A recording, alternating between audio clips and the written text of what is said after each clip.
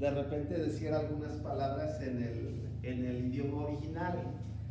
Por ejemplo, los nombres lo vamos a estudiar el día de hoy. Los nombres como tal no se traducen. Los nombres, nosotros me gusta siempre poner el ejemplo de Tutankamón. Tutankamón está si gustan abrir la ventana de Tutankamón. Si ustedes van a algún lugar, van a alguna exposición o hay una exposición que está viajando a lo largo de todo el mundo y llegan a México y se nombra como la exposición de Tutankamón. No le cambian el nombre a cada país que va. No le dicen, aquí, como es en México, vamos a ponerle Juan de las Pestañas. Y en Estados Unidos vamos a ponerle John, Marco, no sé, ¿no? Sino que los nombres como tal no se traducen. Los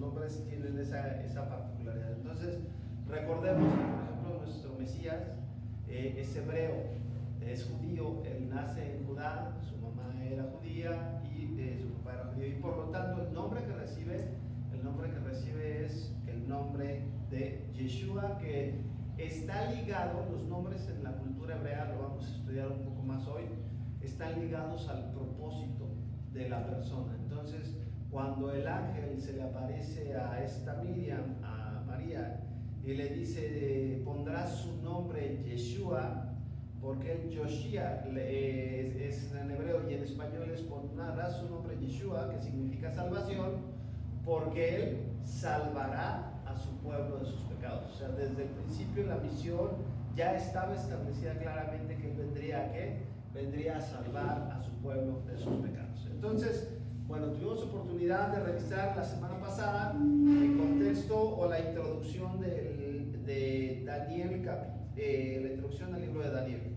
Y veíamos la parte de que, bueno, Daniel está ligado, normalmente es un libro profético por excelencia. ¿La Biblia es la misma? Sí, la Biblia, por ejemplo, es importante comentar. Hay algo que se conoce en las escrituras, se conoce como la Biblia hebrea. La Biblia hebrea es exactamente la Biblia que tú tienes es la misma Biblia. De hecho, nada más que en hebreo se le nombra Tanakh, y Tanakh es la conjunción de las letras precisamente de la Torá, que son los 5 libros, que en este caso vendrían siendo Génesis, Éxodo, Levítico, Números y Deuteronomio. Son los 5 libros. Luego vienen los Nevi'im, que son la parte de los profetas, y los Ketubim, que tienen que ser la parte de los escritos o de los libros poéticos. El orden varía un poco en el Tanaj versus el acomodo que hicieron en nuestras Biblias tradicionales. Si ustedes revisan la Biblia, abren sus Biblias, van a encontrar que no están ordenados los libros cronológicamente.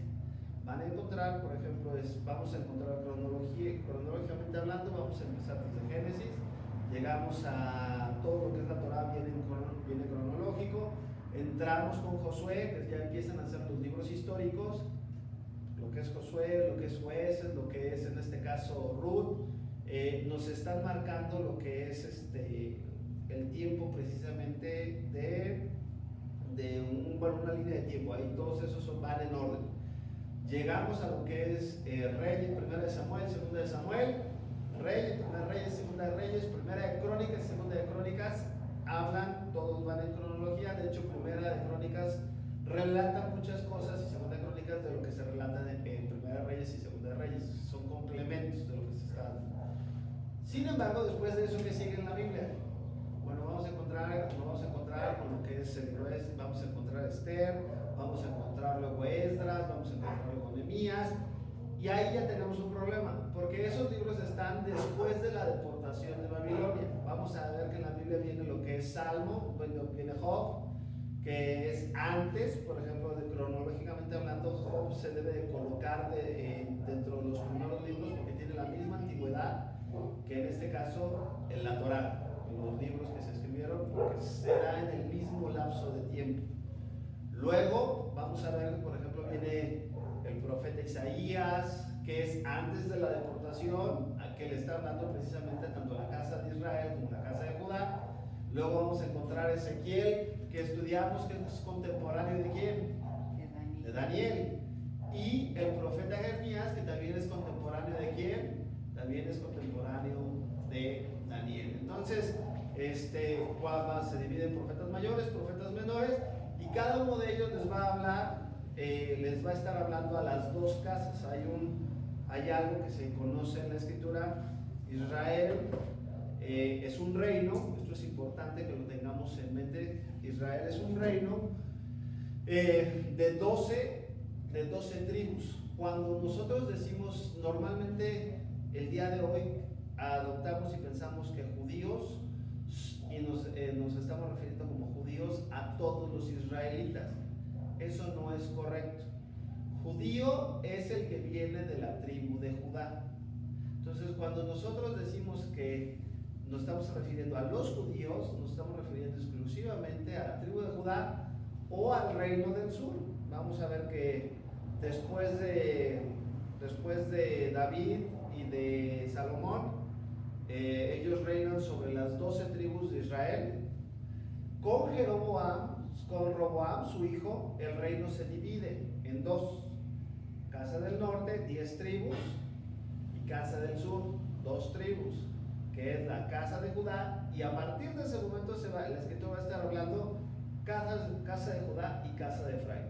Esto es un dato que es fundamental entenderlo, porque vamos a leer la escritura. Algunas profecías van dirigidas hacia quién, específicamente hacia el reino de Judá, y otros van dirigidos hacia quién, hacia la casa, al reino del norte, que es casa de Israel. Se conoce también como Efraín. Es más o menos para tratar de hacer un resumen. Estudiábamos en la introducción que para este tiempo ya la casa de Judá, ya la casa de Israel había sido llevada al exilio. Vemos que desde el momento que se divide Israel, se divide en dos, la casa de Judá y la casa de Israel.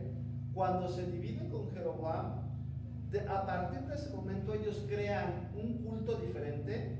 Esto es importante, un culto diferente. Cambian las fechas que Dios les había dado al pueblo de Israel. Ya les crean unas nuevas fechas en las cuales ellos van a estar adorando, y ponen unos sacerdotes diferentes. Recordemos que los sacerdotes tenían que venir de la tribu de ¿dónde? De la tribu de Leví. Todos los sacerdotes que servían en el templo tenían que venir de la tribu de Leví. Cuando se separan, ellos crean un sacerdocio diferente, unos días de fiesta diferente, y cambian los lugares de adoración, precisamente para evitar que el pueblo se regresara. Esto genera que desde el momento que se separan, la casa de Israel, si nosotros leemos Reyes, vamos a encontrar que, leer Reyes y Crónicas, vamos a encontrar que todos los reyes de la casa de Israel hicieron lo malo delante de los ojos de Dios, de Yahweh. Ahorita explico lo del nombre. Hicieron lo malo, todos. No hay uno solo de la casa de Israel, la casa del norte, que hiciera lo bueno. En la casa de Judá, la del sur, que es la que queda abajo, bueno, en ellos había reyes que hacían lo malo, pero de vez en cuando se levantaban reyes que hacían lo bueno delante de los ojos de Dios. Entonces, a partir de ese momento, Dios reprende duramente a la casa de Israel, la casa del norte, y le dice: se van a ir al exilio. Se van a ir al exilio por todas las abominaciones, por ir y adorar a dioses ajenos que no eran dioses. Y entonces dice: ¿sabes qué? Te he tratado de cuidar una y otra vez. ¿No quieres? Pues entonces te vas al exilio. Te vas al exilio, y entonces el imperio asirio se levanta y se lleva al exilio a la casa del norte. Esas 10 tribus nunca regresan. De hecho, parte de lo que hacen los asirios es se los llevan a la dispersión, o sea, los dispersan entre todo el mundo conocido. Pero es bien interesante que dejan a algunas mujeres de la casa de Israel, las dejan en Samaria, que era su capital, y se mezclan con ellas, empiezan a tener hijos, empieza a haber una mezcla entre los asirios y los hebreos de la casa de Israel en esa zona. De ahí van a salir los samaritanos, que son los que, bueno, vamos a estar viendo cuando Jesús está aquí y está platicando. Vamos a ver que la mujer samaritana, de dónde habla, porque ellos hacen un cambio a sus reglas, a sus leyes y todo eso. Y por eso llega un momento en donde la mujer samaritana le dice: pues es que no sabemos en dónde adorar. Ustedes dicen que se adora en Jerusalén, nosotros decimos, o la Torá de ellos, en este caso su libro sagrado, decían que se debía de adorar en el monte Gerizim. Y entonces ahí Yeshua le dice: mujer, ustedes adoran lo que no conocen, porque la salvación, de acuerdo a todas las profecías de todos los profetas, hablaba que la salvación tenía que venir por medio de ¿qué? Por medio de los judíos, por medio de la tribu de Judá, que es a través de la cual Dios levantaría precisamente al Mesías, al Mesías prometido. Entonces, es como que el contexto es la misma escritura, es la misma Biblia, nada más es importante, bueno, pues entender como que qué es lo que se está manejando, ¿sale? ¿Sí quedó claro? Bueno, entonces, sí, yo sé, de repente es too much, ya saben que, pero bueno, Me encanta. sí, es parte de. Bueno, entonces estudiábamos la semana pasada que ya Dios les había avisado, la casa del norte ya está en el exilio, nunca regresa, eso es un dato importante, nunca regresa, pero Dios profetiza en Oseas que esas 10 tribus van a regresar. Entonces, de hecho, cuando viene Jesús, cuando viene Yeshua y habla con la mujer sirofenicia, le dice: mujer, ¿no sabes que he sido enviado a las ovejas perdidas de la casa de Israel? Se está refiriendo a esas 10 tribus que estaban perdidas. Entonces, es importante que lo tengamos en mente, porque vamos a ubicar de qué está hablando y vamos a situar, pues quiénes son las ovejas que se estaba refiriendo a las ovejas que estaban dentro de su rebaño, ¿no? Entonces, eso es importante hacerlo. Sin embargo, cuando está hablando en este caso de la casa de Judá, ya Judá también le había dicho, les había dicho una y otra vez. De hecho, me voy a regresar. No empieces, ¿no?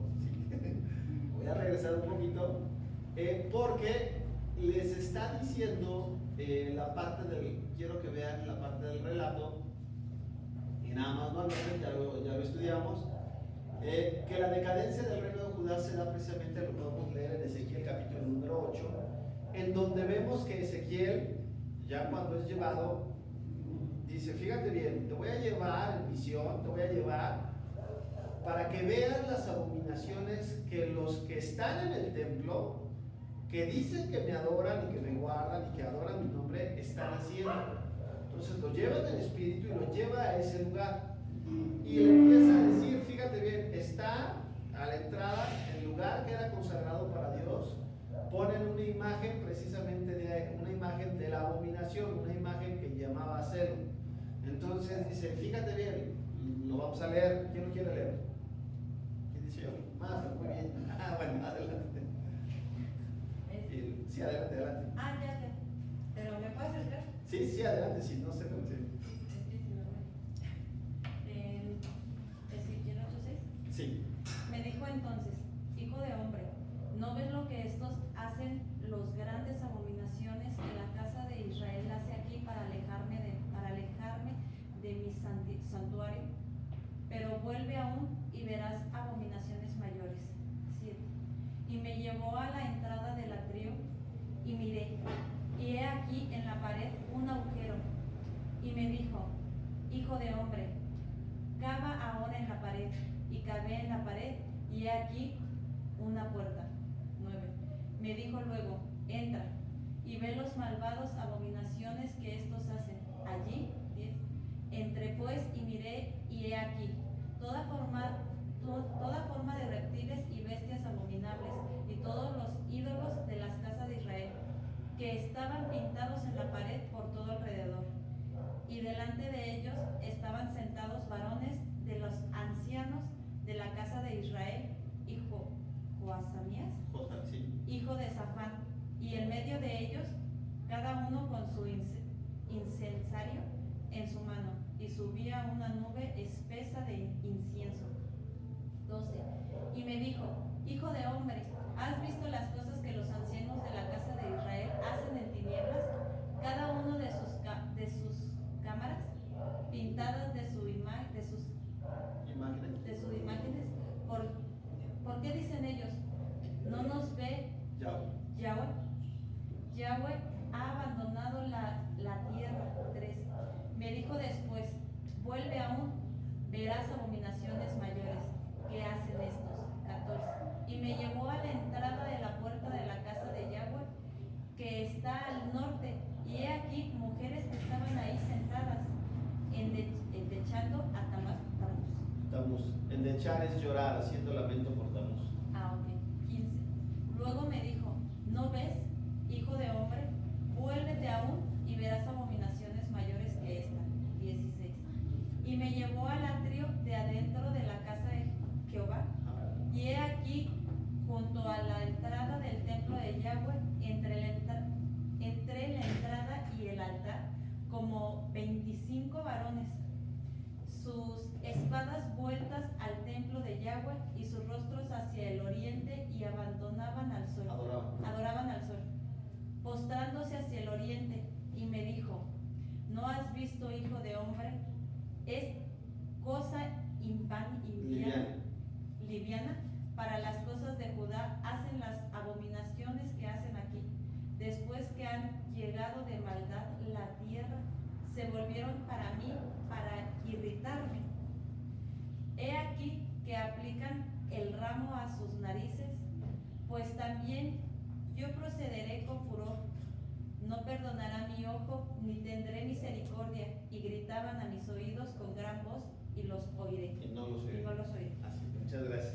¿Qué es lo que entonces está marcando aquí? ¿O qué es lo que está diciendo? Ya Dios les había hablado una y otra vez que dejaran de hacer las abominaciones. ¿Y qué hacía el pueblo? El pueblo se escondía. ¿Dónde estaban ellos haciendo las cosas? Estudiábamos esto la semana pasada. Estaban en la casa de Dios. En la casa de Dios, en donde se supone que estaba la presencia de Dios. Ahí mismo los sacerdotes, los que eran responsables de ministrar y de enseñar al pueblo de la santidad de Dios, ellos estaban viviendo una vida doble. Por un lado les estaban hablando al pueblo una cosa, y por otro estaban ellos en sus cámaras adorando y precisamente sirviendo a dioses ajenos. Llega un momento en donde Dios le habla al profeta y le dice, no más, no los voy a perdonar, y esto genera o esto detona en que en la deportación de la casa de Judá a Babilonia. Ya estudiábamos también la semana pasada que es aquí en esta deportación cuando se da precisamente el contexto en donde está Daniel. Daniel, recordemos que el rey Nabucodonosor tiene un sitio, establece un sitio sobre Jerusalén que dura 20 años, y durante esos 20 años va a llevarse a 3 deportaciones. En la primera deportación se va a llevar a Daniel, en la segunda deportación se lleva en este caso al profeta Ezequiel, y en la tercera, vamos a encontrar que se va a llevar a el profeta Jeremías. Entonces es importante como que tener el contexto de por qué estaban pasando las cosas. Es por la abominación, por la idolatría, y porque ellos no habían también lo vamos a encontrar más adelante, no habían respetado. Dios les había dado una indicación de que tenían que dejar descansar la tierra cada 7 años. Entonces, al no dejar descansar la tierra, dicen, ok, ustedes no obedecieron, pues ahora yo voy a dejar que la tierra descanse por este tiempo. Por eso se los lleva 70 años. Entonces, que es importante que lo tengamos. Ahora bien, vamos a entrar ahora sí a lo que dice Daniel capítulo 1, versículos del 1 al 3. Entonces, para que los tengan, si tienen sus Biblias, si no, le voy a pedir de favor a Patti que lo lea desde adelante. De ahí. En el año tercero del reinado de Joacim, rey de Judá, vino Nabucodonosor, rey de Babilonia, a Jerusalén y la sitió. Y el Señor entregó en su mano a Joacim, rey de Judá, aparte de los utensilios de la casa de Dios, y los trajo a la tierra de Siná, a la casa de su Dios, y colocó los utensilios en la casa del tercero de del tesoro. del tesoro de sus Dios. Y dijo el rey a Aspenaz, jefe de sus eunucos, que trajese de los hijos de Israel el linaje real de los príncipes. Ok, hasta ahí vamos a empezar. ¿Quién es el que está propiciando aquí? Vamos a encontrar que es Dios el que está entregando a su pueblo. No se puede levantar, no se levanta alguien. Dice claramente la escritura en Deuteronomio, nos establecía que cuando nosotros obedecemos la palabra, Dios pone vallado y cerco alrededor de todos y de cada uno de nosotros. Sin embargo, cuando el pueblo se desviaba, entonces dice la escritura claramente: yo pongo delante de ti la bendición y la maldición. Escoge, Dios te dice que escojas la bendición. ¿Para qué? Para que te vaya bien. Pero Dios no te puede obligar a que tú obedezcas, porque si no estaría violando lo que se conoce como la libertad de decisión, nuestro libre albedrío. Entonces Dios te está diciendo: yo pongo delante de ti bendición, si obedeces mis mandamientos, si obedeces mi palabra, lo que va a pasar es que te va a ir bien, te deben ir bien. ¿Por qué? Porque la consecuencia de obedecer los mandamientos de Dios trae como resultado bendición de Dios. Cuando tú no decides obedecer los mandamientos, entonces en ese momento Dios no te puede bendecir si ves que el camino que estás tomando es un camino que te va a llevar a la destrucción.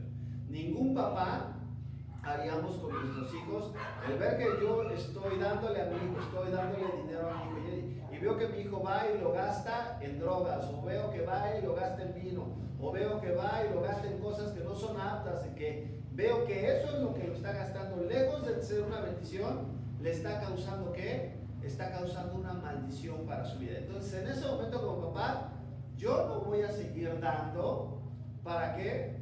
No voy a estar dando permisos, no voy a estar dando cosas. ¿Por qué? Porque estoy viendo que no es responsable, no contesta de la misma manera la confianza que yo estoy dando. ¿Sí queda claro? Entonces, ¿qué es lo que hace Dios? Dios, recuerden que nuestro Abba, por eso Abba significa papá, él pone la figura como papá y dice: ¿sabes qué? Yo no te voy a dar si yo veo que lo que yo estoy entregando a ti, lejos de ayudarte, te va a traer una consecuencia de destrucción. ¿Queda claro? Bueno, entonces es aquí Dios, es Yahweh, el que les está ofreciendo y el que les está dando al pueblo, los está entregando en manos de ¿quién? Los está entregando en manos de sus enemigos. Los está entregando en manos de sus enemigos, y entonces permite que se destruya la casa, permite que caiga esta, y entonces la consecuencia de esto es de que el pueblo va a terminar por sufrir. Ahora bien, muchos líderes, digo, el día de hoy, no voy a parar, si no, no lo sé. El día de hoy, recuerden que cuando la cabeza está mal, el cuerpo trabaja en armonía. Si la cabeza está mal, todo el cuerpo va a estar mal. Sin embargo, vamos a ver que dentro del pueblo Dios está castigando por la maldad de todo el reino, pero vamos a encontrar en la escritura que siempre Él guarda un remanente de aquellos que permanecen fieles a su palabra. Y aún de que van a ser estos deportados y van a ser exiliados y van a ser llevados a otra tierra, Dios permite que en ese lugar en donde ellos estén puedan florecer. Un dato que es importante del libro de Daniel: es la primera vez que se está hablando desde el exilio. Ya no es la primera vez que se habla desde una tierra extranjera, pero recordemos que, por ejemplo, cuando ellos salen de Egipto, todavía no tenían tierra, todavía no se les había entregado la tierra prometida y todavía no estaban establecidos como nación. Aquí ellos ya vienen de ser establecidos como nación, ya vienen de estar en la tierra, de disfrutar las bendiciones que Dios les ha dado, y a pesar de eso se alejan de Dios. Decían que la peor condición, y lo hemos platicado una y mil veces, es que el peor momento, muchos pensaríamos que cuando atravesamos una dificultad es el momento en donde más corremos riesgo de alejarnos de Dios, y no. Normalmente la gente, cuando pasa por una dificultad, lo que busca es: Señor, ayúdame, ¿sí? Pero el momento más peligroso en donde la gente termina por abandonar a Dios es cuando la gente tiene sus bolsillos llenos. cuando sus cuentas de banco están bien, cuando todo está bien, ahí en ese momento empieza la persona a decir, no necesito a Dios. Y entonces, ¿qué le pasó a Israel? Dios ya les había advertido desde Deuteronomio, cuídate que cuando estés en la tierra y coseches viñas que tú no sembraste, habites en casas que tú no edificaste, terrenos que tú no adquiriste, cuídate de que tu corazón no se aleje de mí. ¿Qué pasó? Dios sabía que se iban a alejar. Y entonces la consecuencia es que ahora Dios tendría que reprender a su hijo. La Biblia establece que Dios disciplina, es bien diferente la disciplina. Dios disciplina, siempre la disciplina de Dios va ligada a la corrección y va ligado a que la persona tenga vida. La corrección de Dios nunca va a ser para destruir una persona.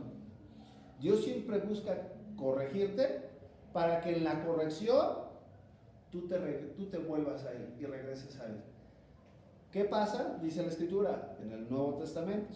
Te dice, no te canses de la reprensión del Señor, porque Dios a todo el que toma por hijo le tocan sus buenas nalgadas, a todos.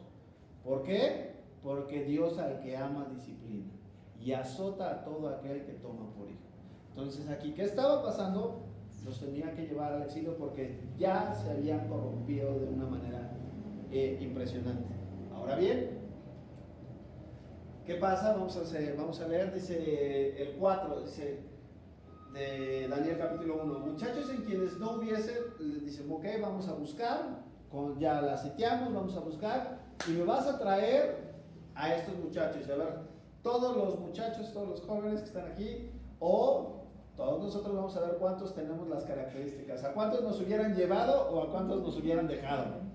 Dice, muchachos en que no hubiese tacha alguna, que fueran irreprensibles, de buen parecer, o sea, galanes, ya ahí nos hubieran sacado. Pero bueno, dice, en toda sabiduría, dice, enseñados en toda sabiduría, sabios en ciencia y de buen entendimiento, idóneos para estar en el palacio del rey, y que les enseñasen la letra y la lengua de los caldeos. Esto es importante que nosotros entendamos. ¿Qué características debían de tener? Primero que nada tenían que ser ¿qué? Intachables. Y cuando estás hablando de una persona que es intachable, estás hablando de una persona que es íntegra. Una persona que es la misma con su familia y la misma cuando sale a la calle. No una persona que tiene una careta con su familia, tiene una careta con sus cuates de la chamba, tiene una careta con los de la iglesia y tiene una careta, y entonces a eso ¿cómo se le llama? Hipócrita, que era un artista. La palabra hipócrita viene precisamente del griego y significaba un artista, alguien que podía interpretar un papel. Entonces, muchos en algún momento de nuestras vidas hemos sido muy buenos actores. Somos, ay hermano, Dios te bendiga, y te volteas, ay, no me soporto, y ay, qué gloria a Dios, ¿sí? Pero Dios dice que estos hombres serán íntegros. Y esta característica se aprende desde donde eran jóvenes. La palabra que ya escuchamos en hebreo, que era yamilín, en hebreo, significaba un joven de entre 14 y 17 años. Eran jóvenes que habían aprendido a ser ¿qué? A ser íntegros. Se les había enseñado que no hubiera tacha, que tuvieran buenos modales. Para poder estar en el palacio de un rey había que seguir un protocolo. Alguien que pudiera, no es de que, oye, te vas a sentar a comer con el rey. Te vas a sentar. Y menos ahorita con la sana. Te vas a tener, dice, eran jóvenes que habían sido educados y que habían sido enseñados. El mejor tiempo que tienes precisamente para aprender y para buscar del Señor es en este tiempo que estás joven. Dice la Escritura, nadie menosprecie tu juventud, porque es un tiempo precioso en donde tenemos oportunidad para buscar y conocer del Señor. Y vean lo que dice, es todo eso que ya dice, ellos querían escoger a lo mejor. Querían escoger a lo mejor, pero lo querían escoger con un propósito. Fíjense bien, eso es el plan del enemigo. Yo voy a ver qué es lo mejor y voy a buscar qué. iba a buscar llevárselos. Y esos que habían sido, que eran heraldos, que eran jóvenes que tenían mucho potencial, querían aprovechar esas virtudes y ese potencial, pero ¿para qué? Para la edificación de su reino. Y para hacer eso se tenía que hacer un coco wash. Por eso les tenían que enseñar a ellos la lengua de los caldeos y que se les enseñara, ¿qué más? Dice, la lengua de los caldeos y se les enseñase las letras de los caldeos. ¿Qué tenía que hacer? Bueno, vamos a enseñarles nuestra cultura. ¿Para qué? Para que a través de ello, todas esas características las podamos ocupar para el reino de Babilonia. Parte, pues, ¿qué le pasa a una persona que tú le quitas la parte? Precisamente nos pasa mucho con los connacionales que se van a Estados Unidos. La primera generación se mantiene ahí y siguen sus tradiciones, pero la segunda generación ya no habla ni español ni inglés, ya empiezan a hablar el Spanglish, y luego entra la tercera generación y ya no habla español, ya habla inglés, y ya son más de allá que de acá, ya no siguen y nada más dicen, bueno, pues tenemos antepasados que son. La idea es asimilar. Esto es importante entenderlo, asimilar, porque en el momento que tú asimilas a alguien, estás quitándole y estás desarraigando, ¿qué? Precisamente su identidad, que era lo que se estaba buscando. Y ahora vean, y les señaló el rey la ración para cada día de la provisión de la comida del rey y del vino que él bebía, y que los criase por cuánto tiempo, 3 años, para que al fin de ellos se presentasen delante del rey. Entre estos estaban, apréndanse los nombres, porque esos nombres normalmente los recordamos con los nombres que les dan los caldeos, y los nombres son Daniel, Ananías, Misael y Azarías. Vamos ahorita a ver lo que significa cada uno de los nombres. A estos el jefe de los eunucos puso nombre: a Daniel, Belsasar; a Ananías, Sadrach; a Misael, Mesac; y a Azarías, Abed-Negó. Es interesante, recuerden que todo lo que está en la escritura está puesto con un propósito. Nada está puesto porque sí. Dios nos estaba mostrando aquí, el nombre, ¿se acuerdan que platicábamos? El nombre está ligado ¿a qué? Sí, Al propósito. Está ligado al propósito. Entonces recordemos que Babilonia va a representar que la segunda ciudad que más se menciona en la escritura después de Jerusalén es Babilonia. Y va a representar siempre la parte de confusión. Babilonia significa confusión. El día de hoy, nuestros jóvenes viven en confusión. No saben distinguir qué es bueno y qué es malo. El día de hoy tú le preguntas a un joven, oye, ¿qué opinas de guardarte virgen? Ay, no, pues todas mis amigas de secundaria ya no son. Espérate. ¿Eso qué marca? Delante de Dios eso es pecado. Oye, pero que al usar eso, pues es que todos lo hacen, eso es pecado. ¿Qué marca el consumir? ¿Qué marca el tomar alcohol? ¿Qué dice la escritura? No os embriaguéis con vino en el cual hay disolución. Dios nos marca, y algo que debemos de entender claro en la escritura es, no hay grises en la escritura. El ser humano ha tratado desde el principio mezclar. Hay principios en la Biblia que son fundamentales. El día de hoy nos han querido vender un principio que se llama un principio de igualdad, que todo es igual. Y no todos somos iguales, porque todos fuimos hechos con un propósito diferente. Ahora bien, todos funcionamos, somos hechos con un propósito diferente, pero somos hechos para trabajar en unidad. En hebreo, Ejat es uno, pero que consta de muchos miembros. Por eso dice la escritura que no todos pueden ser mano, no todos pueden ser pie, sino el cuerpo tiene diferentes órganos y cada órgano tiene que cumplir ¿con qué? Con su función. ¿Qué pasa si un órgano se sale empieza a hacer algo que no le corresponde en su función? ¿Se refleja en qué? El cuerpo se enferma. El cuerpo se enferma y cuando tú te enfermas puede causarte la muerte, ¿no? Cuando un miembro es separado, también no puede vivir fuera del ¿qué? fuera del cuerpo. ¿Vamos? ¿Estamos bien? Entonces, ¿qué es lo que estaba buscando? El cambiar, vean hasta dónde iba. No nada más iba a buscar el cambiar letra, el cambiar cultura, no solamente iba a buscar el cambiar qué leían, la literatura, qué les estaban enseñando, sino la parte de la comida, la parte de su dieta, lo vamos a ver, sino también cambiar literalmente su propósito. Ustedes fueron, ahora están en el exilio, están bajo un rey, y entonces ahora se van a someter a lo que yo diga y a lo que yo mande, porque si no, copelan o cuello, ¿no? Que es lo que veíamos entonces. Bueno, este es un dato interesante. Son jóvenes de 14 años. Sin embargo, viene la Escritura y la Escritura ya le había hablado por medio de Isaías, ya le había dicho de manera muy clara que se los iban a llevar. Y que no solamente se los iban a llevar, sino que estos jóvenes, a pesar de ser igual, iban a pasar por tribulación, que es algo que Dios también nos enseña. O sea, no el que lo sigamos a Él nos va a librar de tribulación, sino también, pero las tribulaciones que nosotros podemos tener son también con un propósito en el cual Él va a glorificarse después. Entonces vean lo que dice Isaías 39, del 6 al 7. Aquí vienen días en que todo lo que hay en tu casa será llevado a Babilonia, y todo lo que tus padres han guardado hasta hoy, ninguna cosa quedará, dice el Señor. De tus hijos que hubieren salido de ti y que engendraste tomarán y serán, ¿qué?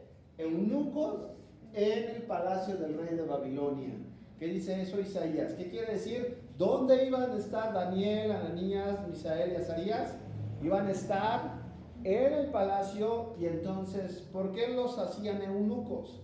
Porque recordemos que los reyes en esa época salían a las guerras, y entonces no podían dejar la parte de, pues ellos en guerra, peleando para acá, y acá los hombres pudiendo, acuérdense que tenían harems y tenían muchas cosas. Entonces, para evitar complicaciones, los hacían eunucos, los hacían estériles, eunucos, y bueno, es un precio que iban a pagar.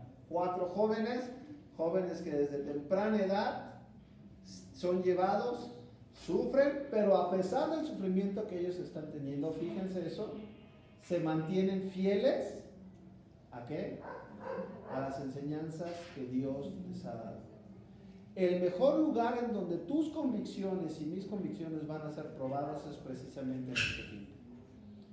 En el tiempo de la persecución y en el tiempo de la prueba, cuando todo está contra ti, cuando estás en este tipo de situaciones, es donde verdaderamente se va a notar si tus convicciones van a salir a flote. El día de hoy, lo que estamos pasando ha sacado a la luz que las convicciones de muchas personas, en los cuales muchas personas decían, es que Dios es mi fuerza, Dios es mi fortaleza, y ahorita están las personas metidas en alcohol, metidas en pleito. No, es que Dios es mi salvación, es que Dios es el que me guarda. Y ahorita que vemos, tristemente vemos el aumento de la violencia dentro de hogares cristianos.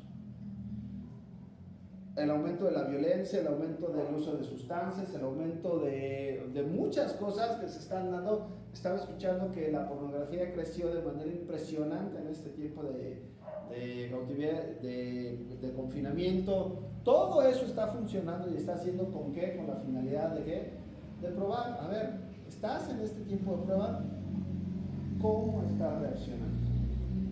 Vamos a ver lo que significan los nombres y vean si es casualidad lo que les referíamos. Daniel significa Dios es mi juez. ¿Qué quiere decir Dios es mi juez? Dios es el que establece la justicia. Daniel sabía que, recuerden que en el contexto ellos estaban siendo sitiados, estaban ya llevado un tiempo el asedio, y entonces Daniel sabía, y el nombre que se le pone desde el principio es que Dios es el que iba a establecer justicia. Dios es el que está en control de todas las cosas. Y eso marca la Escritura que Dios es un Dios justo. Él es bueno, Él es santo, pero Él es justo. ¿Sí queda claro? Okay. ¿Por qué le cambian el nombre? El nombre se lo cambian ¿a qué? A Belsasar. ¿Qué significa Belsasar? Que es de origen babilónico. el que guarda los tesoros del rey. Pero es una deformación de Bel, y Bel era una deidad precisamente babilónica. ¿Quién era el que iba a estar guardando los tesoros del rey? El rey mandaba todos sus, y pedía que sus dioses guardaran sus tesoros y que guardaran sus cosas. Entonces, Daniel le quiere cambiar a que sea un siervo o un qué del dios Bel, en este caso. Ananías significa que el Señor tiene misericordia, el Señor es misericordioso. ¿Por cuál se le cambia? Por Sadrach, iluminado por el Dios Sol. Sí dista mucho un nombre de uno de otro, ¿no? Aquí todo está hablando, dedicado precisamente poniéndolo hacia las deidades. Misael significaba quién como Dios, quién como Adonai, quién como Yahweh. Vean ahora que le ponen y se llama, ¿ahora qué? Mesach. Y dice perteneciente a la diosa Venus. Diosa es una deidad en este caso femenina. Y el último, Mesarías, es Dios es mi ayudador. Y le ponen a Bet-Negó, siervo del dios Nerus, o el dios Negó precisamente, el dios del fuego para los babilonios. Esto es importante porque es algo que se repite cuando los hijos de Israel han estado en cautiverio. Lo primero que busca hacer el enemigo es desarraigarlos de su cultura, pero también busca y ponerles un nombre diferente. Un nombre diferente, ¿por qué? Porque si tú escondes un nombre diferente, estás escondiendo el propósito de esa persona. ¿Sí queda claro? Vamos a ver este ejemplo en Génesis 41, versículos del 44 al 45. Y dijo Faraón a Joseph, en hebreo es José, su nombre es Joseph: yo soy Faraón, y sin ti ninguno alzará su mano ni su pie en toda la tierra de Egipto. 45. Y llamó Faraón el nombre de José Zaphnath Panea, y le dio por mujer a Asenat, hija profetisa del sacerdote On, y salió José por toda la tierra de Egipto. ¿Qué significa Joseph? Joseph en hebreo significa Dios añadirá. Zaphnath Panea estaba simple y sencillamente lo estaban cambiando con el significado quién, en este caso, o el Dios ayudador, o el sirviente, el siervo al servicio de Dios. ¿Pero a qué Dios? Precisamente al servicio de Dios, en este caso de Faraón. Lo interesante es que nos marca la escritura patrones, y estos patrones se repiten. Vamos a encontrar que entonces Dios permite que estos nombres sean puestos, pero estos nombres, a pesar de que son puestos, no quitan el propósito por el cual Dios iba a ocupar estos hombres. ¿Sí queda claro? Y esto es importante mencionarlo. ¿Por qué? Porque Dios permite que esto suceda, pero vamos a encontrar que cuando en las historias ellos nunca se identificaron con esos, sino ellos todo el tiempo, aunque así eran reconocidos, ellos todo el tiempo estaban identificados con ¿qué? Con su propósito y con su nombre que Dios les había dado. ¿Sí queda claro? A pesar de que todo el mundo los conociera por ese nombre. De hecho, cuando llegan los hermanos de José, cuando llegan los otros 11 hermanos, dice que no lo reconocen porque lo ven precisamente vestido como ¿quién? Como un egipcio. Estaba tanto habían buscado asimilarlo que le pusieron todo el turbante, y bueno, la cosa que va aquí, la vestimenta de oro y todo eso, y les habla y no lo reconocen. Estaban a esta distancia y no lo reconocían. Es hasta el momento en donde él se quita sus vestidos y les habla en su lengua, y les dice: yo soy Joseph, su hermano. En ese momento ellos lo reconocen y lloran junto con él. ¿Qué quiere decir? Esto es importante porque no es casualidad que, por ejemplo, el nombre de Jesús es una transliteración del nombre real. Todo el mundo lo conoce por Jesús. Sin embargo, aunque todo el mundo lo conocemos por Jesús, su nombre, cuando Él venga y todos seamos llevados a reinar con Él en Jerusalén, como dice la Escritura, todos nos referiríamos a Él como que se descubrirá, entonces reconoceremos y nombraremos su nombre, y su nombre es Yeshua, que significa salvación. Entonces, no hay problema que se le diga a Jesús, no hay problema. ¿Por qué? Porque Él lo permite. Estamos viendo ejemplos, pero eso no le quita su propósito, y su propósito era que trae salvación. ¿Sí queda claro? ¿Vamos bien? Bueno, entonces, seguimos.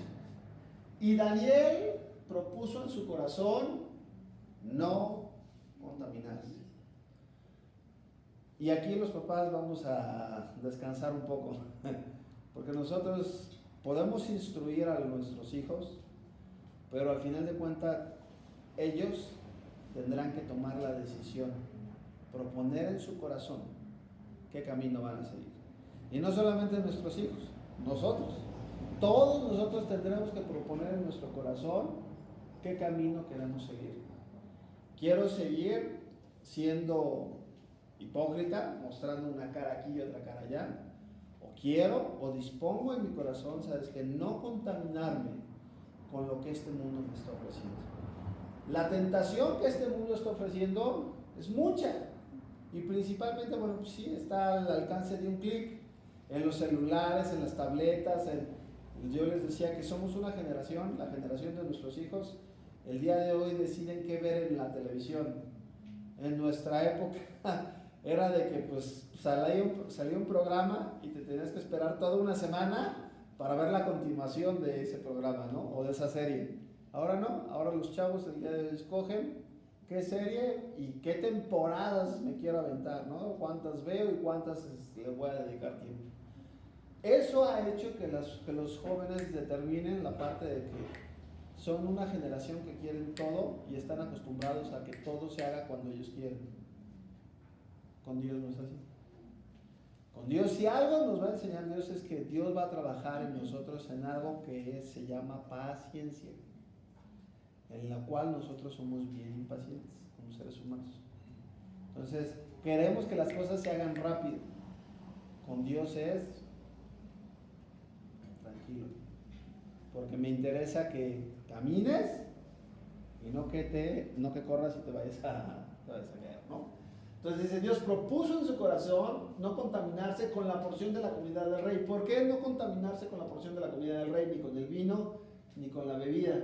Y pidió por tanto a los jefes de los eunucos que no le obligase a contaminarse. Vamos a ver que Dios establece dentro de las convicciones qué quiere hacer el enemigo: robarte tu identidad. Y ahí es donde dices, ok, estamos viendo un parámetro de personas que están en el exilio. ¿Yo qué voy a hacer? Yo tengo la responsabilidad de decir, ok, puedo obedecer puedo obedecer las leyes que Dios me está determinando a mí. Y claramente él dice, él propuso en su corazón no contaminarse con la comida de Dios. Dios establecía claramente qué tipo de alimentos podían comer el Levítico. Levítico decía los animales limpios y los animales impuros. No era que comer carne estuviera mal, sino era el tipo de carne que ellos comían, que eran animales que eran impuros, pero además eran animales que estaban dedicados a sus dioses. Entonces, ¿sabes qué? No voy a participar. Ay, oye, pero pues que es una concha del altar de muertos, hombre, no pasa nada. Propuso en su corazón no contaminarse.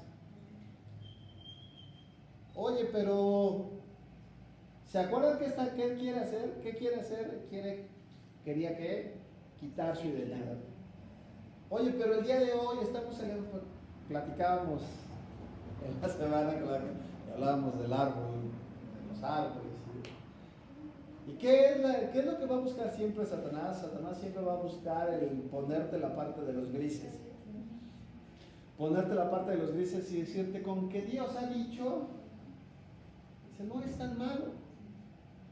Cuando tú empiezas a asociar y empiezas a las leyes de Dios, ojo, la palabra de Dios se obedece. Y cuando tú obedeces, la consecuencia es que Dios da gracia delante de las personas. Pero cuando yo empiezo a batallar con un mandamiento y empiezo a meterle de mi cosecha, lo más seguro es que voy a terminar acomodando la palabra a mi gusto. Y entonces voy a terminar diciendo, pues no se puede, dice, no se puede, no puedo, dice Dios, que no siente en una misma mesa a Dios y a Satanás. Que no conviva, no puedo sentar en una misma mesa, no participar de los demonios. Pero pues todos mis cuates celebran Halloween. Entonces, ¿qué voy a hacer yo? Lo voy a cristianizar. Y voy a hacer una fiesta que sea, en lugar de disfrazarme de brujo, me voy a disfrazar de conejo, me voy a arreglar y voy a decir, ya, soy parte, o sea, no me he visto de brujo, pero soy parte y doy testimonio. ¿Por qué vienes? ¿Vienes disfrazado de qué? No, yo vengo disfrazado de predicador, ¿no? No se puede, no podemos. Dios dejó claramente establecido que sí. Por eso es tan detallada su ley, porque nos marca Torah. La Torah significa, la traducción que se hace en griego es ley, pero el concepto en hebreo no es ley, sino es límites y son instrucción. Recuerden, vamos a pensar en la mente de Yahweh. Él nos habla a nosotros y nos dice que somos ovejas. Las ovejas, ¿en dónde se guardan? En un redil. Todo lo que se salga de ese redil está fuera de la protección ¿de quién? Del pastor. Y ¿quién está afuera? El lobo. Y entonces Dios marca ese redil, ¿para qué? Para que estés guardado en él. No le puedo yo pedir a Dios que me salga y le pida desde acá, pues estoy tomando con los cuates, estoy desobedeciendo a mis papás, les estoy mintiendo a mis papás, pero eso sí, Señor, te pido que me guardes, que me cuides, que me bendigas. No puedes. ¿Qué va a hacer Dios? ¿Qué hacen con la oveja que se está saliendo y saliendo y saliendo y saliendo? ¿Qué tiene que hacer el pastor? ¿Qué le va a romper? Le rompe una patita. ¿Para qué? Para que no se esté saliendo. La disciplina está ligada porque es preferible que le rompan una pata a que se la coma el lobo. Por eso vamos a encontrar a Yeshua que le dice, es preferible que entres al reino de los cielos ciego, tuerto, cojo, manco, a que enterito te vayas y te quemes en el infierno. No puedes negociar con el pecado. No se puede. Estás tomando agua, Iván, ¿verdad? ¿Qué pasaría, Iván, si tú a esa botella de agua le pones, si es agua purificada, 100% purificada, y a esa botella le ponemos una gota de agua del water? Pero es 99% pura. No, se contamina. Y la Biblia dice que un poco de levadura leuda toda la masa. ¿Sí? Dios nos va a llevar a situaciones, nos está llevando a situaciones en las que nosotros tenemos que decidir. En las que nosotros ahorita estamos viviendo estos tiempos. Y les aviso de ahorita, se van a poner cada vez más complicados, en donde cada vez nosotros vamos a tener que tomar partido y decir, ¿a quién decido obedecer? Siempre el pueblo de Israel brincaba entre el mundo y Dios. ¿Qué les dice el profeta Elías? Si ustedes creen que Yahweh es Dios, adórenle. Pero el pueblo adoraba a Yahweh y adoraba a Baal. Y él brincaba entre uno y otro. Entonces llega un momento en donde le dice el profeta, decídanse. Porque Dios lo marca a lo largo de toda la escritura, a los que son tibios, los termina, ¿por qué? Por vomitarlos. Entonces Dios le marca aquí y le dice claramente, fíjate bien, Dios en el momento que Él decide, le da gracia. Y cuando le da gracia, entonces a partir de ese momento se empieza a cumplir su propósito. La función por la cual Daniel y sus amigos habían sido llevados allí, se revela a partir de este momento. Ellos pudieron, no solamente Daniel fue llevado, de hecho, si ustedes ven con cuidado la historia, fueron llevados muchos al exilio y pocos fueron los que regresaron. Muchos se asimilaron y muchos adoptaron las maneras de Babilonia. ¿Qué hizo diferente a Daniel y a sus amigos? Que en el momento ellos se mantuvieron firmes. Firmes. Ponían el ejemplo, ¿no? De oye, muchachita que sales, bueno, en la Biblia no se permiten los noviados, no sé si sepa. En la Biblia no se permiten los noviados, eso es algo que se ha inventado acá en Occidente. En la Biblia solamente cuando se iban a casar, se veía, y si se gustaban, se firmaba el contrato matrimonial, y a partir de ese momento se casaban, y el esposo tenía que ir, preparar casa, preparar morada para la esposa, y la esposa tenía que prepararse físicamente y aprender los oficios. ¿Para qué? Para que en el momento que se juntaran, bueno, después más o menos de un año, podían regresar y entonces podían iniciar una vida juntos. Entonces, en la cultura o en la mentalidad bíblica, una persona se casaba hasta el momento de qué? Hasta el momento de que fuera con su pareja. Bueno, el día de hoy les vuelvo a repetir, se maneja, como todo el mundo lo hace, ya se considera que no es normal. Y entonces dices, pues es que cuando Dios se ha sometido a lo que piensa la demás gente. Bueno, pues ya no piden, ya la fornicación no es pecado. No, pues es que ya todo el mundo fornica. No, pues entonces ya vamos a borrarla, ya esta ya no aplica. Entonces nada más cuídense mucho. Cuídense mucho. Un principio en la Biblia es lo que es pecado, desde el principio será pecado hasta el final, porque Dios no cambia. Entonces Él es el mismo ayer, hoy y siempre. ¿Sí queda claro? Entonces, le dijo el jefe de los eunucos a Daniel: me temo a mi señor el rey, que señaló vuestra comida y vuestra bebida, pues luego de que él vea vuestros rostros más pálidos que los muchachos que son semejantes a vosotros, condenaréis para con el rey mi cabeza. ¿Qué pasaba? ¿Qué se estaba jugando el eunuco? El eunuco se estaba jugando la vida. Y entonces, aquí es bien interesante la propuesta, la sabiduría que Dios le da a Daniel. ¿En cuánto tiempo tenían que presentarse delante del rey? 3 años. Entonces Daniel dice, vamos a hacer la prueba 10 días. Si en 10 días no ves que la verdad estamos más flacos, más demacrados, pues ya, nos das carnitas y nos das los tacos de manitas de porco vinagre. 10 días. El 10 en la Biblia, el 10 en la Biblia representa prueba.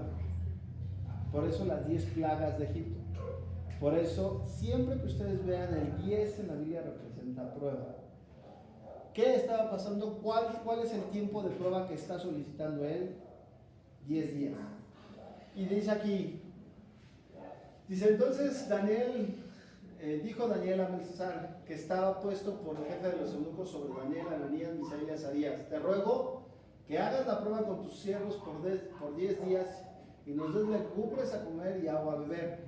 Y compara luego nuestros rostros con los rostros de los muchachos que comen de la ración y de la comida del rey. Y haz después con tus siervos según veas. Consintió pues con ellos en esto y probó con ellos 10 días. Y al cabo de la prueba, al cabo de los 10 días, cuando tú te mantienes y te sostienes en lo que Dios te ha dicho, ¿hasta cuándo dice Dios que tenemos que permanecer fieles? ¿Hasta el 9º día? ¿Hasta el 7º día? ¿Hasta el primer día? ¿Cuántos de los? Un día de todos los que hacemos dieta, ¿no? 2 días de dieta, ya no puedo. Ellos se determinaron y cumplieron el término. Y entonces, cuando tú cumples y pasas la prueba, el objetivo de pasar la prueba, dice la Escritura, que en el momento que tú sales victorioso de la prueba, recibes una recompensa. ¿Qué recompensa ellos? ¿Qué estaba siendo puesto aquí? No estaban siendo puesto a prueba legumbres y comida. Estaba siendo puesto a prueba ¿qué? La santidad de su Dios. la santidad del Dios de ellos. El que les estaba diciendo desde el principio, fíjense bien, ustedes son un pueblo. ¿Sí saben? ¿Alguien me dice qué significa santo? Apartado. Santo no significa bueno. Ojo. No es, de repente pensamos que santo es una persona que y los vemos así, hasta con cara así, los pintan con cara y que no rompen un plato. Bueno, eso no es santo. La Biblia dice que santo, en hebreo la palabra santo es kadosh. Y kadosh significa apartado para un propósito específico. ¿Qué quiere decir? Dios los había apartado a ellos como pueblo para que cumplieran precisamente ese propósito. En medio de la idolatría ellos pudieran ser luz. En el momento que nosotros no cumplimos con la función que Dios nos da, por ejemplo en hebreo para mal, la definición de mal en hebreo es Ra.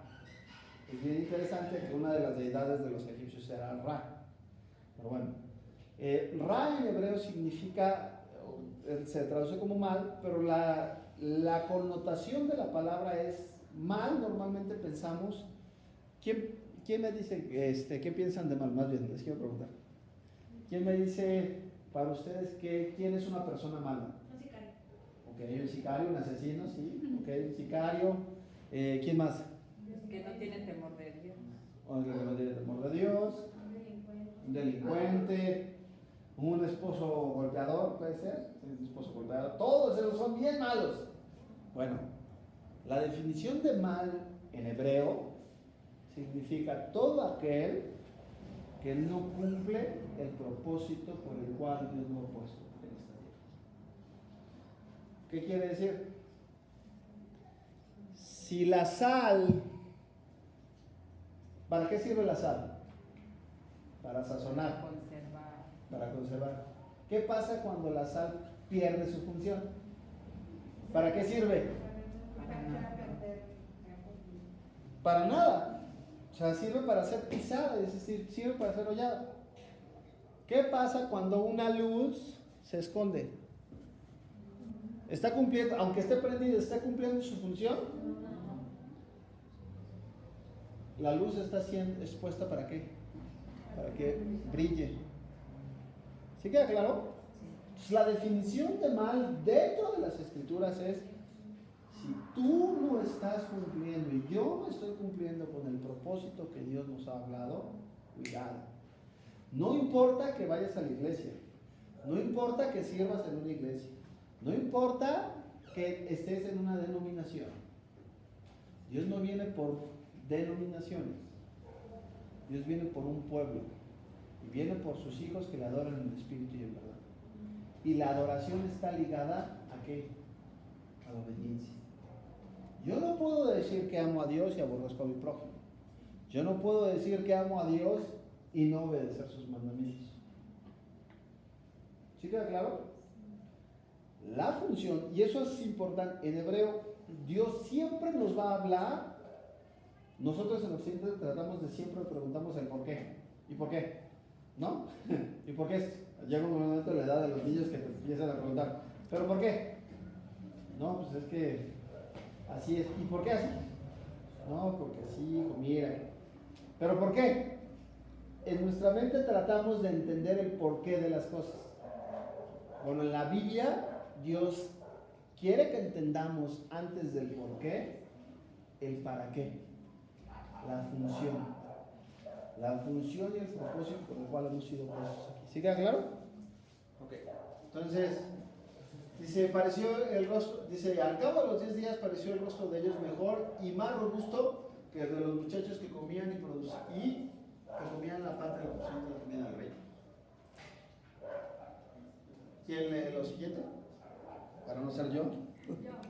Adelante. Dice, así pues, el mensal se llevaba la porción de la comida de ellos y el vino que habían de beber y les daba legumbres.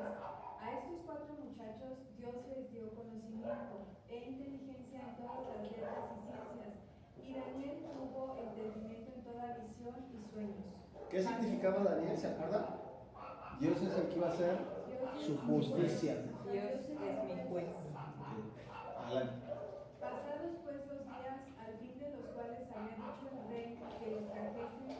jefe de los eunucos los trajo delante de Nabucodonosor, y el rey habló con ellos, y no fueron hallados entre todos ellos otros como Daniel, Ananías, Misael y Azarías, y así pues estuvieron delante del rey. En todo asunto de sabiduría e inteligencia que el rey les consultó, los halló 10 veces mejores que todos los magos y astrólogos que había en todo su reino. Y continuó Daniel hasta el año primero del rey Ciro. Así es. ¿Qué es entonces? Gracias. ¿Qué es entonces? Dice que al cabo de cuánto tiempo, la primera prueba fue a los 10 días. Pero después, ¿cuánto tiempo tenían que presentarse delante del rey? 3 años. Lo que te marca y te establece claramente que ellos eran hombres determinados. Hombres que habían, no puedes, decía, tú no puedes ayudar a una persona que no decide ayudarse a sí mismo. ¿Qué quiere decir? Hay un proverbio chino que dice, una persona puede llevar a un caballo al agua, pero entre 100 no lo haces tomar agua. ¿Quién tiene que determinar? ¿Quién tiene que decidir? La persona. Nosotros tenemos que, yo puedo hablar, Dios puede poner la palabra, puede poner a los mejores predicadores, puede ir a los mejores congresos, puedes ir, pero si tú no determinas en tu corazón, entonces vas a claudicar. Y dice la Biblia que el hombre de doble ánimo es inconstante en todos sus caminos. Somos tristemente una generación de personas inconstantes. Empezamos algo y no lo terminamos. Y la Biblia nos marca que esta carrera, si la empezaste y si eres del Señor, la tienes que terminar. Dice la Escritura que todo el que es de Dios vence al mundo. Y que el que persevera hasta el final, ese será salvo. No porque la salvación venga por obras, no. La salvación es un regalo, es por gracia. Pero se manifiesta ese regalo a través de tus acciones. El día de hoy muchas personas creen que porque hicieron una oración ya son salvos. Y viven como el anticristo. Pero ya hice la oración, ¿no? No. Se manifiesta a través de ¿qué? A través de la obediencia. Ah, este es mi hijo. ¿Por qué? Porque hace lo mismo que su padre. Obedece a su padre. Está en el redil, sí, adelante. Entonces no tenemos que comer puerquito. ¿Entonces qué, perdón? No tenemos que comer puerquito. No puedes. Digo, ¿para qué le doy vuelta? Digo, hay muchos versículos, recuerden parámetros, recuerden los principios, el principio en donde establece que Dios no cambia, Dios es el mismo ayer, hoy y siempre. Nos está hablando de que Él, lo que consideraba pecado antes, no lo puede considerar pecado después. Más bien lo considera pecado después. No lo deja de considerar pecado. Hay algunos versículos que cuando los lees en el contexto vas a encontrar, o pareciera que Jesús está dando permiso de que a partir de Jesús en adelante puedes comer de todo. Bueno, eso cuando lo lees en el contexto, una de las reglas de interpretación bíblica se llama contexto. Por ejemplo, cuando lees de lo que contamina al hombre, tienes que entender que cuando están hablando, todo el contexto habla de que los discípulos están comiendo con las manos sucias. Y entonces dicen, es que los fariseos de la época decían que comer con las manos sucias no solamente era malo para el cuerpo, sino también los hacía impuros en el alma, en su espíritu. Entonces, Jesús se mete con un debate con ellos y les dice, ¿qué no entiendes? Que no porque comas con las manos sucias vas a ser más puro en tu espíritu. ¿Qué no entiendes que lo que comes se va a la letrina?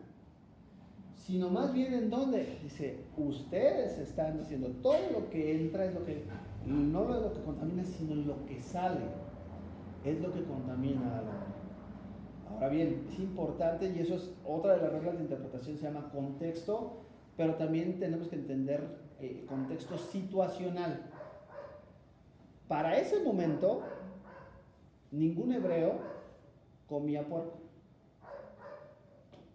¿Por qué? Porque los judíos obedecían los mandamientos y no se servía comida, en ese momento no se servía el lechoncito.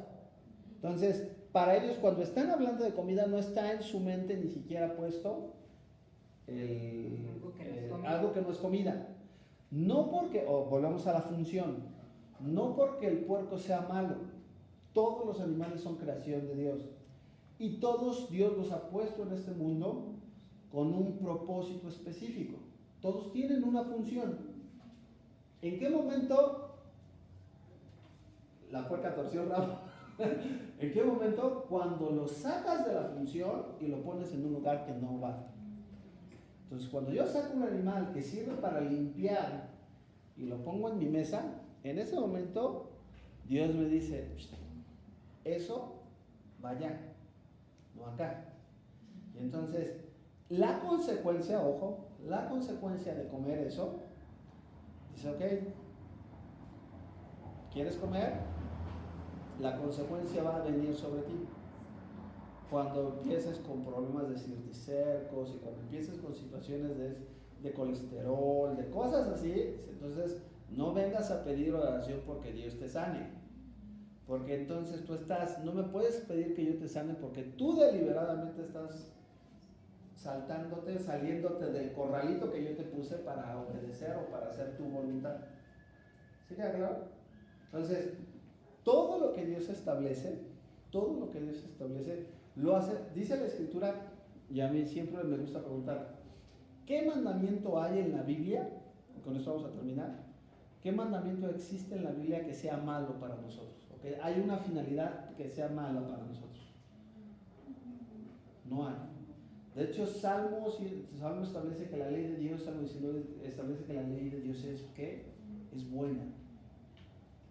Entonces, todo lo que Dios establece lo pone con el fin de ¿qué? De que te vaya bien.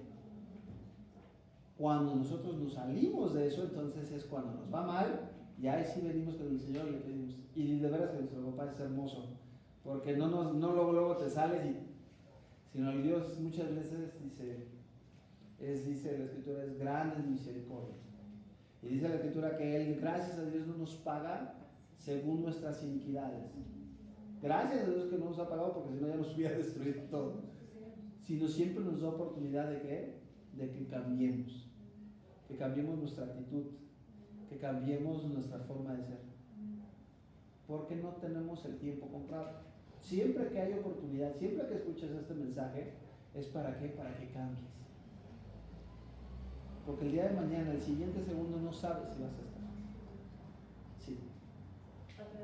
No te ¿Y dónde sé que puedo comer esto? Ok. Ahorita te doy paso, que viene el Levítico 16, creo que es, ¿no? No, el 23 vienen las fiestas, creo que es en el 16, ahorita lo chicos. Si me apoyan a... Creo que sí es el 16. No sé si me acuerdo si es el 16 o el 8. Ahorita lo busco de una vez. ¿Me apoyas, Pati? ¿Lo buscas? No, 16 no. Pues es el 11. Levítico 11. Gracias. En Levítico 11 viene lo que es Dios establece, porque además es interesante poner esto, digo, ya ese es un tema aparte y ese es un tema diferente, pero ya es un estudio. Cuando tengamos oportunidad lo vamos a programar, al que nos metemos a estudiar y vamos a ver que todo lo que Dios establece, no hay contradicción en la palabra de Dios. Vamos a ver que Dios no cambia, Él es el mismo y su palabra no cambia y es la misma ayer, hoy y siempre. ¿Sale qué hora es? Ya vamos a cerrar. Entonces, es importante entonces establecer hasta cuándo va a durar Daniel. Dice que está hasta el primer año del rey Ciro. Hasta el primer año del rey Ciro. Y les voy a encargar, pero ya por tiempo no lo vamos a... Bueno, ¿quién lo quiere leer? Dice Yahweh, tu redentor, que te formó descendiente. Yo Yahweh, que lo hago todo, que extiendo solo los cielos, que entiendo que Sí. es que la luz, Sí. que extiendo la tierra por mí mismo, deshago las señales de los adivinos y enloquezco a los agoreros, que hago volver atrás a los sabios y desvanezco su sabiduría. Yo, el que despierta la palabra de su siervo y cumple el consejo de sus mensajeros, que dice a Jerusalén, serás habitada, y a las ciudades de Judá reconstruidas serán, y sus ruinas reedificaré, que dice a las profundidades secaos, y tus ríos haré secar, que dice de Ciro, es mi pastor y cumplirá todo lo que yo quiero. Al decir a Jerusalén, serás edificada, y al templo serás fundada. Así es, gracias. ¿Saben que esta profecía se da 150 años, prácticamente 150 años antes de que el rey Ciro llegue? Y Dios ya le estaba diciendo, precisamente estaba profetizando desde Isaías, le había profetizado al pueblo que iba a ser llevado al exilio, que se lo iban a llevar, pero también les había profetizado que iban a regresar. Y no solamente les profetiza que iban a regresar, sino que iban a regresar, ¿y quién los iba a hacer volver? El rey Ciro. Y entonces, cuando ustedes leen Daniel capítulo 1, van a encontrar que no es casualidad que Daniel cumple su propósito hasta el primer año de donde llega el rey Ciro, que es el que se encarga de soltar el decreto para que el pueblo pueda regresar a reconstruir tanto el templo como Jerusalén y las murallas de Jerusalén. ¿Qué quiere decir esto? ¿Por qué me interesa cerrar con esto? Para que entiendan que todo lo que pasa en este mundo está en control de nuestro Padre eterno. ¿Cuántos años antes? 150 años antes, aproximadamente. Todo lo que pasa en este mundo está en control de Él.